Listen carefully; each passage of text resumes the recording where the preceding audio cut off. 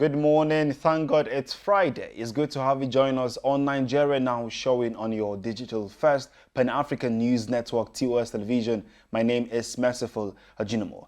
There are big stories making the rounds on the newspapers this morning, the Friday edition of Nigeria Now. And joining us in the studio to analyze these stories is Adebayo Fajimi. Good morning. A very good morning to you. Happy Friday. Thank you very much. I like how you're looking. You too. Thank you so much. Okay, let's begin from, of course, the Punch newspaper. We'll place that side by side with the Blueprint.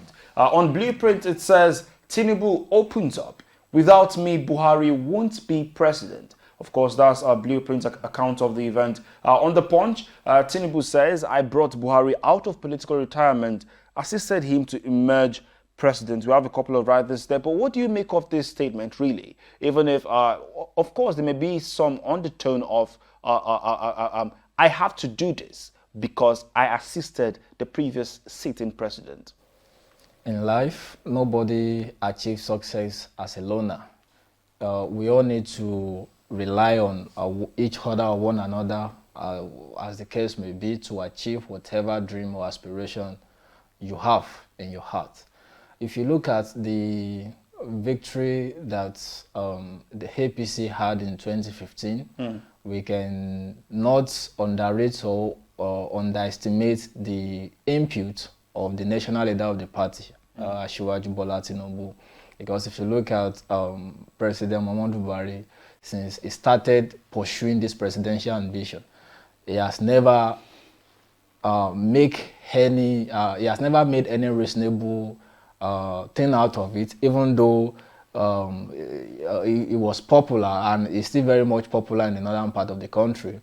But for that 3 times, it could not get anything until there was a emergence of three strong political parties, and also we also had some people from the new PDP that time. So we had the Action Congress of Nigeria, the CPC, and the ANPP. So those are the 3 major parties that came together.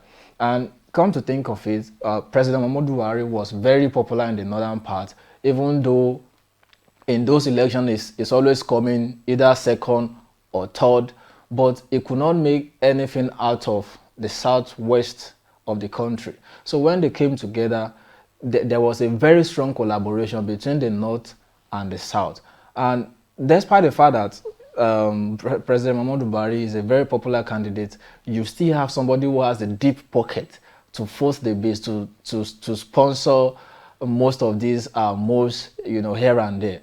So that's why till today a lot of people still respect Asiwaju Bola Ahmed Tinubu for his input, for his strategy, for everything he did for the party. Because without him, you can be popular, people can respect you, but if you don't have a very good strategy and have a very deep pocket in a democracy, you may not be able to achieve your aspiration. And also, all the structure that Asiwaju Bola Ahmed Tinubu had built over the years, he brought it into the party to ensure that the party comes to the center and you take hold of the power and maintain that power. So, and we can still see that even playing out as we speak in our national politics. So that's why, except people want to put sentiment online, you cannot talk about the APC today or President Muhammadu Buhari being a president without talking about Asiwaju Bola Ahmed Tinubu. All right, we'll discuss the issue of the deep pocket of Bola Tinubu later. But what's the implication of his stance, his statement, and everything that has happened? What's the implication come 2023 general elections? Well, a lot of people have been saying the man is frustrated, or maybe he's desperate. But I don't see it that way.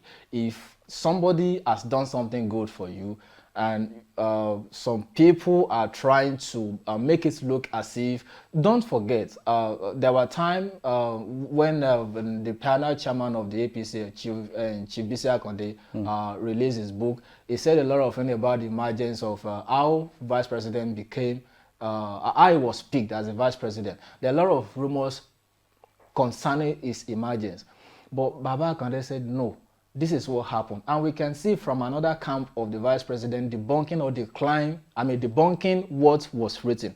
But the man said yesterday in Ogun State that actually, Buhari wanted him as a vice president, but he told him blankly that, see, Muslim ticket cannot work in Nigeria. And that was why he gave that opportunity, suggested 3 people, Femi Pedro and one other person, and Osinbajo. So, and he gave it to Osinbajo, what he wanted, what Buhari wanted him to do.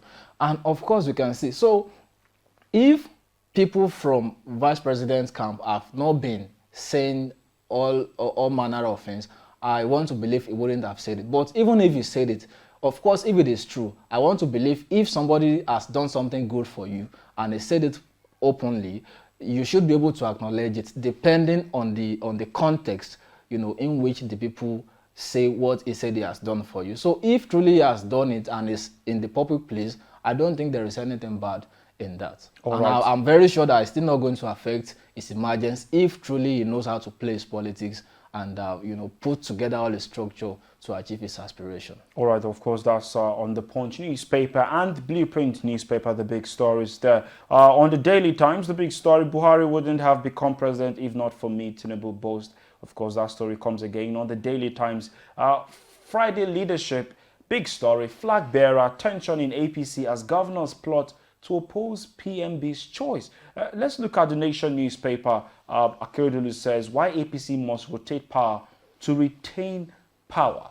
Akeredolu is making a very strong point here, but do you agree with his statement? Yes, of course I agree. There are a lot of reports we have read in the newspaper where some people are saying because of the emergence of Atiku Abubakar as the flag bearer of the PDP, that there is no way the APC want to bring the ticket to the South, that if the party does that, the party is going to lose the election. I disagree totally with that, because as we speak now, the APC is the ruling party. I think we have about 20-something of them as governor in the state. And if you want to win a presidential election, you have that structure in every state. And apart from that, presidency in Nigeria comes by zoning formula of each party. So the APC has made a man from the northern part a president, and the man will complete his tenure next year. So it is a moral right of the party, or morally for the party